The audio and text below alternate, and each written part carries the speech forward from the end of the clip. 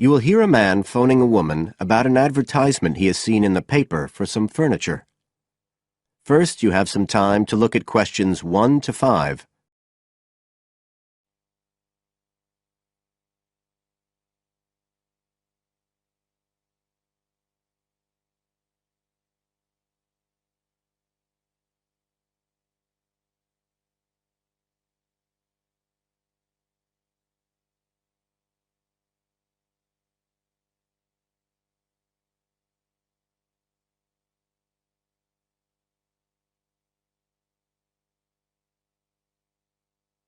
As you listen, because you will not hear the recording a second time. Listen carefully and answer questions 1 to 5.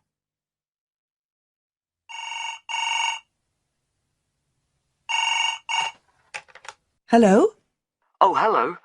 I'm ringing about the advertisement in yesterday's newspaper. The one for the bookcases. Can you tell me if they're still available? We've sold one, but we still have 2 available. Right. Can you tell me a bit about them? Sure. What do you want to know? Well, I'm looking for something to fit in my study. So, well, I'm not too worried about the height, but the width's quite important. Can you tell me how wide each of them is? They're both exactly the same size. Let me see, I've got the details written down somewhere. Yes, so they're both 75 centimetres wide and 180 centimetres high. Okay, fine. That should fit in okay.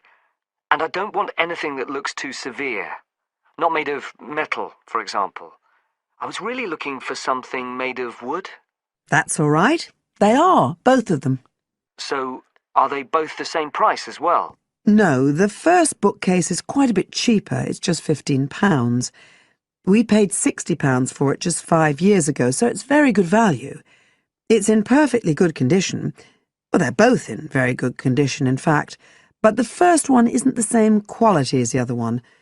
It's a good sturdy bookcase. It used to be in my son's room, but it could do with a fresh coat of paint. Oh, it's painted. Yes, it's cream at present. But as I say, you could easily change that if you wanted, to fit in with your colour scheme. Yes, I'd probably paint it white if I got it. Let's see, what else? How many shelves has it got? 6. 2 of them are fixed, and the other 4 are adjustable, so you can shift them up and down according to the sizes of your books. Right, fine. Well, that certainly sounds like a possibility. Before you hear the rest of the conversation, you have some time to look at questions 6 to 10.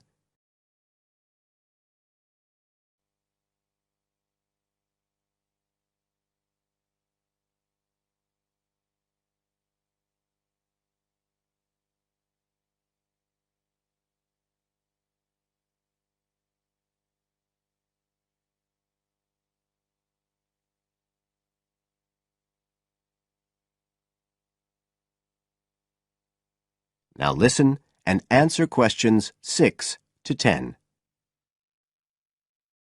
But the second one's a lovely bookcase too. That's not painted, it's just the natural wood colour, dark brown. It was my grandmother's, and I think she bought it sometime in the 1930s, so I'd say it must be getting on for 80 years old. So it's very good quality. They don't make them like that nowadays. And you said it's the same dimensions as the first one? Yes, and it's got the 6 shelves. But it also has a cupboard at the bottom that's really useful for keeping odds and ends in. Right. Oh, and I nearly forgot to say, the other thing about it is it's got glass doors, so the books are all kept out of the dust. So it's really good value for the money. I'm really sorry to be selling it, but we just don't have the room for it. So what are you asking for that one? £95.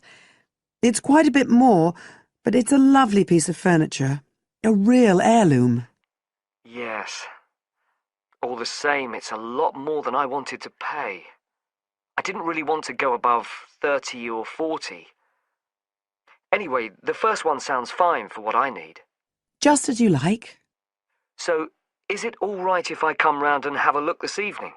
Then, if it's okay, I can take it away with me. Of course. So you'll be coming by car, will you? I've got a friend with a van, so I'll get him to bring me round. If you can just give me the details of where you live. Sure. I'm Mrs. Blake. B-L-A-K-E. That's right. And the address is 41 Oak Rise. That's in Stanton. Okay, so I'll be coming from the town centre. Can you give me an idea of where you are? Yes. You know the road that goes out towards the university? Yes. Well, you take that road and you go on till you get to a roundabout. Go straight on, then Oak Rise is the first road to the right. Out towards the university, past the roundabout, first left. First right. And we're at the end of the road. Got it. So I'll be round at about 7, if that's all right. Oh, and my name's Connor. Connor Field. Fine. I'll see you then, Connor. Goodbye. Goodbye.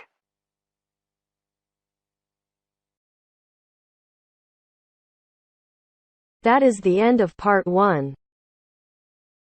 You now have half a minute to check your answers.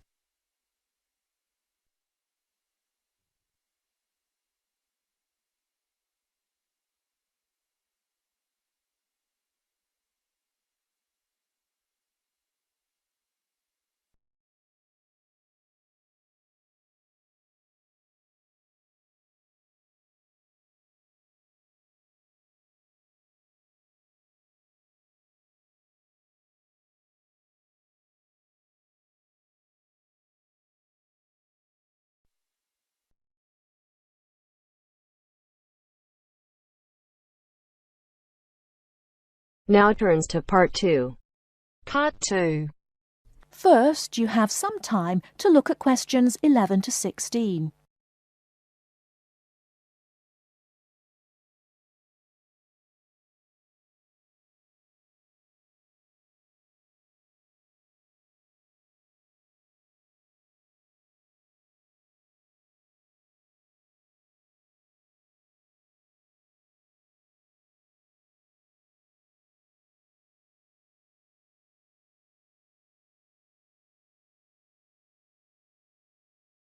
Now, listen carefully and answer questions 11 to 16.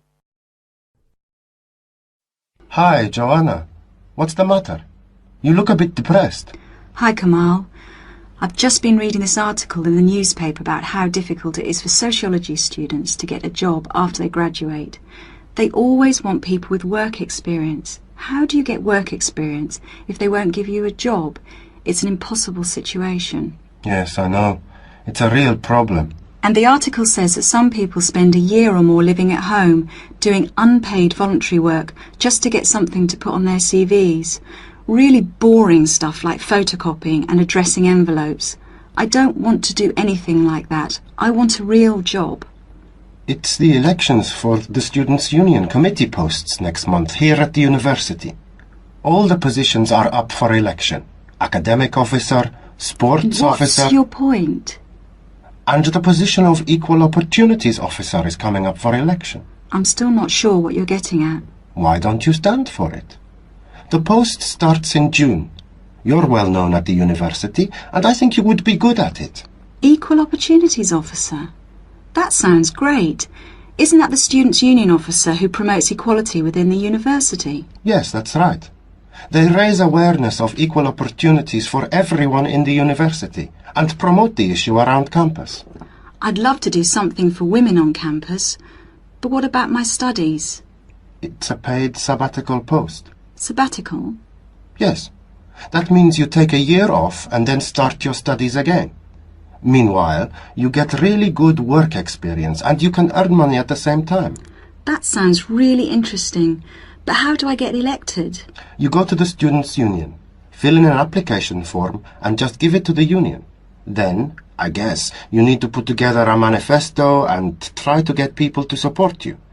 I'll help you with your campaign, and I'll help you with publicity materials like posters for the notice boards and leaflets to hand out to everyone. It sounds really exciting. What exactly does the Equal Opportunities Officer do? I'm not really sure. Let's have a look at the Students' Union website. There it is. The Equal Opportunities Officer is responsible for anything which concerns women and equal rights, and is responsible to the Students' Union Executive Committee for making sure that any racism or sexism is dealt with. Students' Union officers have to be available for students to talk about any problems they have and try to help them. I would love that part of the job, giving help and advice to students. The whole reason I want to work in social services is to help people. That would be very good experience. It's a big responsibility too. It also says that you're in charge of a budget and you would be responsible for managing a team of people. It's good experience for a management position in the future. Now I'm getting really excited. What about the day-to-day responsibilities? It says here that the Equal Opportunities Officer acts on any health and safety issues. The Equal Opportunities Officer represents all the students on university committees like the Safety Committee and the Equal Opportunities Committee. Lots of meetings then. I don't think I would enjoy all those meetings quite so much.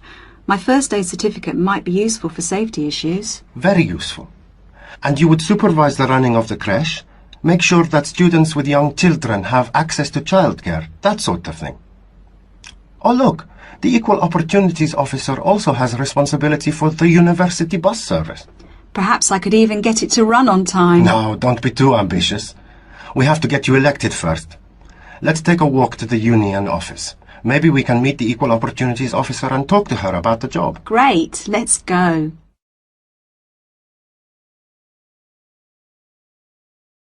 Before you hear the rest of the talk, you have some time to look at questions 17 to 20.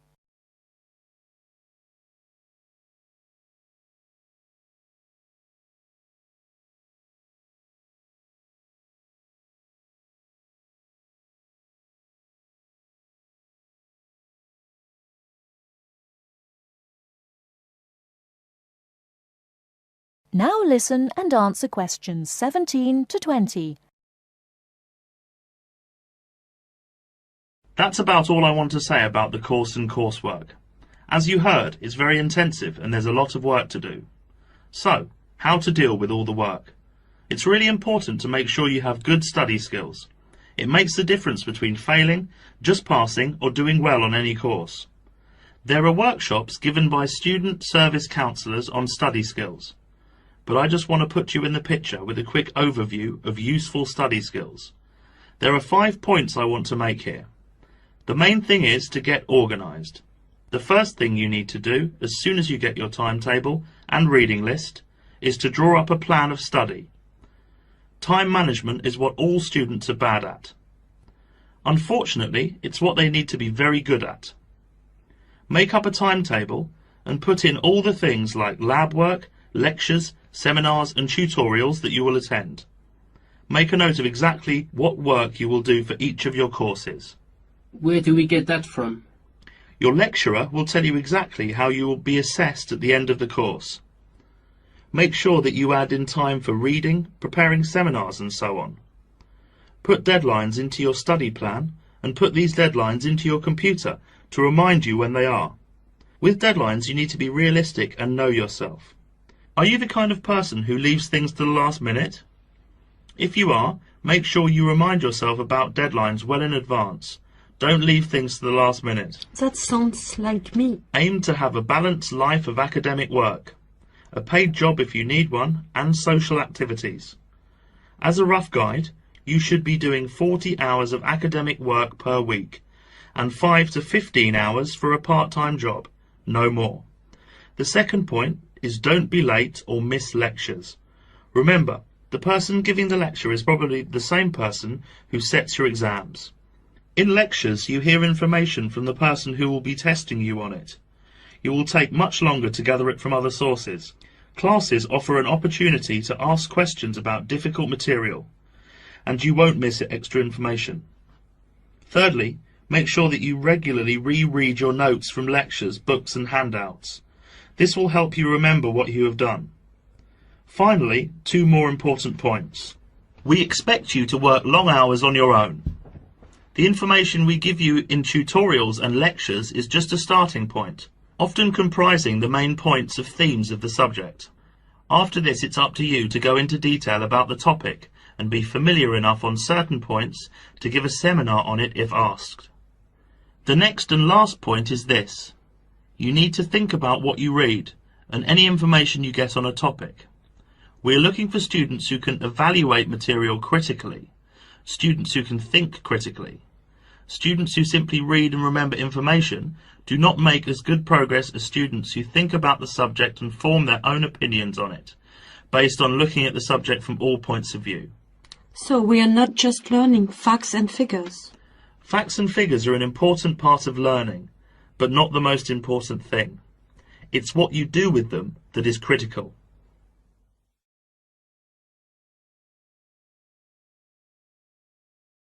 That is the end of part 2. You now have half a minute to check your answers.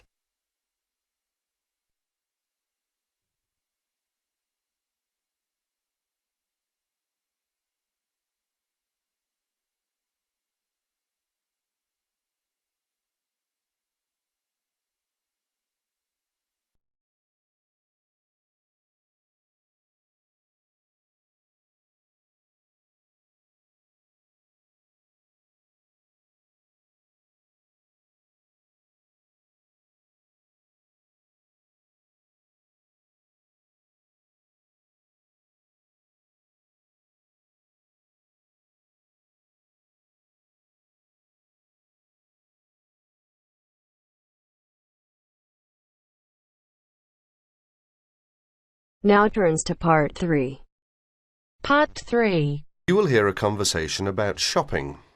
Masahiro is an international student who has just arrived from Japan, and Anna and Will are doing some shopping with him. You have some time to read questions 21 to 26 first.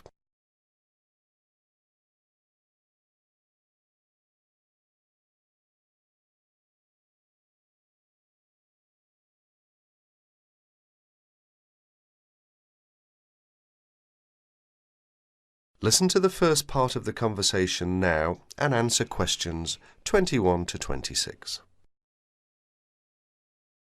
Here we are, guys. I'm going to stop by Bergner's first. I might just get lucky today. Who knows? Some of their dresses might be on sale. Bergner's? It's a fairly well-known department store, sort of like Penny's. They've got some quality stuff. Do you want to check it out? Why not? I need to get something for Lisa's birthday. She's into name brands. Any suggestions? A Gucci handbag or a Calvin Klein t-shirt might be nice. Designer perfume is another option. Which reminds me, I have a 15% discount coupon for Learners and Pennies. I hardly ever shop at Learners. I'm not that big on women's clothing. I rarely shop at Pennies. So go ahead and use the coupon if you can. Here they are. Thanks a lot, Will. That's really very thoughtful of you. My pleasure, ma'am. Oh no, I was supposed to give Liz a buzz an hour ago. Hope I have a quarter. Need a nickel? Actually, I don't have anything but pennies in change. Does any of you have $1 in change? Sorry, I don't, but I do have 35 cents on me. Will that be okay for the phone call? Great. I really appreciate it. I'll make it quick. Do you guys want to go ahead? We'll wait. Just don't forget us. I won't. Why don't we just meet here in 30 minutes? Sounds good. I guess I'll just look around. Can I help you, sir? No thanks, I'm just looking. Well, just out of curiosity, how much is that necklace? $29.99. Really? My sister's birthday is tomorrow. She loves jewellery. I just wasn't sure I could afford it. You'll find that a lot of our stuff is amazingly affordable. Well, that's certainly nice to know. I'll take it. It's a good choice.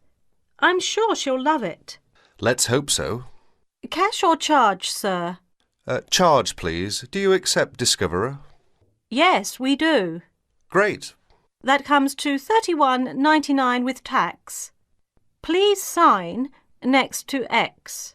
Do you need some help, sir? Well, I'm looking for... let's see. I've forgotten the name again. It's used to make fresh coffee. A coffee maker? That's right. Well, we have a few in kitchenware, which is upstairs. Thank you. You're welcome. Oh, there you are, Masahiro. What did you get? Just a simple coffee maker. Good choice. And you, Will? Find anything interesting? A necklace for Stephanie's birthday. Lucky her. Did you get anything? Just a couple of silly earrings that I liked. I did a lot of window shopping. That can't hurt. True. Well, do you guys need anything else from this place? One last thing. Oh no, I've forgotten what you call it. Just describe it and we'll probably figure out what it's called. It's a crystal container for flowers with long stems. I need to get one for my mum. Oh, a vase. That's it. They should have a bunch in giftware. Let's go to get one. I'm going to have to stop by Jewel on my way home. Is that okay with you guys? I'm almost completely out of groceries. No problems. I could pick up a couple of things too. Look at questions 27 to 30.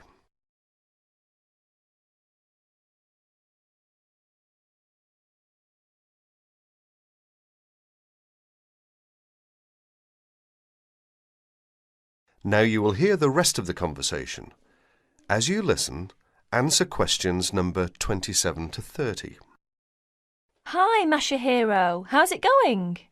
Fine, I guess. How about you? Busy? Guess who's coming our way? Hi guys, what's up? Nothing much. We just ran into each other. That's nice. So, Mashiro, how's the coffee maker working? Actually, it doesn't work well. It was a waste of money. I guess I should have shopped around for a good one. Why don't you take it back? I'd like to, but I've misplaced the receipt.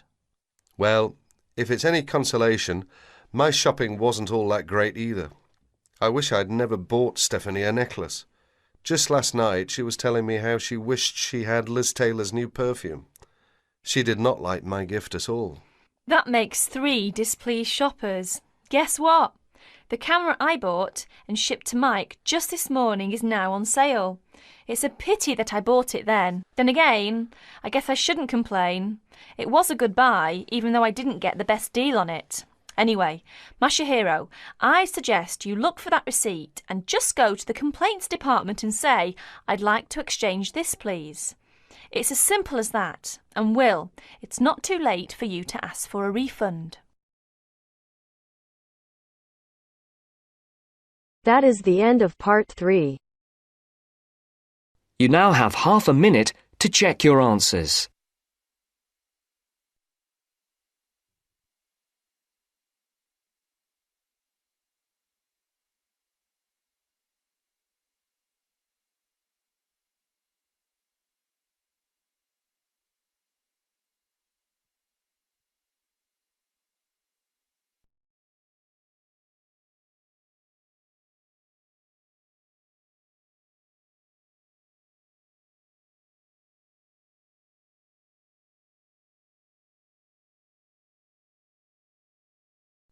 Now turns to part 4. Part 4. Listen to the following talk between 2 friends and answer the questions with no more than 3 words. First, you have some time to look at questions 31 to 40.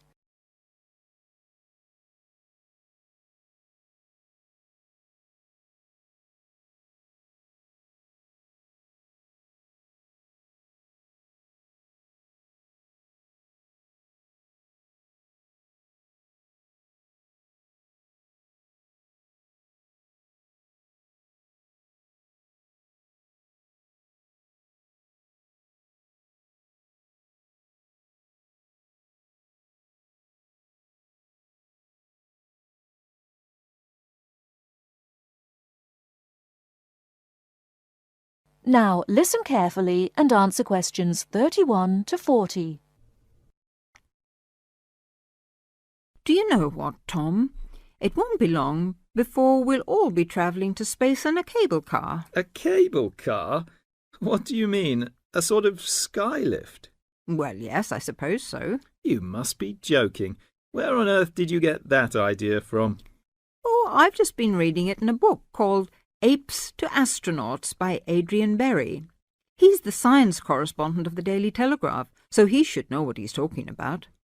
He says, wait a minute, I've got it here, page 28. A cable car to the heavens. Oh, honestly, Jane, you surely don't believe all that stuff you read in those sci-fi books? It's not science fiction, it's a fact. Hang on, I'll read you what he says. The space writer Arthur C. Clarke, to whose inspiration we owe the communications satellite, recently outlined a proposal for a new means of space travel, which, he admitted, is so outrageous that many of you may consider it not even science fiction, but pure fantasy. Shall I go on? No, just tell me how he thinks it could be done. Well, it sounds quite simple, really. One end of a cable, 23,000 miles long. How long? 23,000 miles. Do listen. One end of a cable, 23,000 miles long, would be attached to a point on the Earth's equator, and the other to a satellite in geostationary orbit. So? The cable would be absolutely tight between the 2 points, and the elevator would travel up and down, carrying people and freight. According to Arthur Clarke, it's the only way to travel in space without using rocket engines, which would make it much more economical. I wonder if it would be more comfortable. It sounds pretty uncomfortable to me, and heaven knows what speed it'd be travelling at. What would happen if the cable broke? Oh, he explains all that. Apparently, the most likely place for it to break would be at or near the ground, and if that happened, it wouldn't fall down, it would fall upwards. Upwards? Yes, I suppose it would. Yes, sounds funny, doesn't it? Something falling upwards. Anyway, it wouldn't matter too much either if the cable broke away from the high end. It'd remain rigid until it could be reattached to the satellite. I don't quite see why. Well, it would be the pull of gravity from above. Anyway, who'd want to be stuck in an elevator attached to a rigid cable thousands of miles up in space? I suppose he doesn't say what would happen if it broke in the middle. Actually, he does. He says it would be dangerous if the break occurred at any altitude up to 15,000 miles, because the bit attached to the Earth would... what does he say? Oh, yes. Collapse and wrap itself around the equator like a whiplash. Whiplash?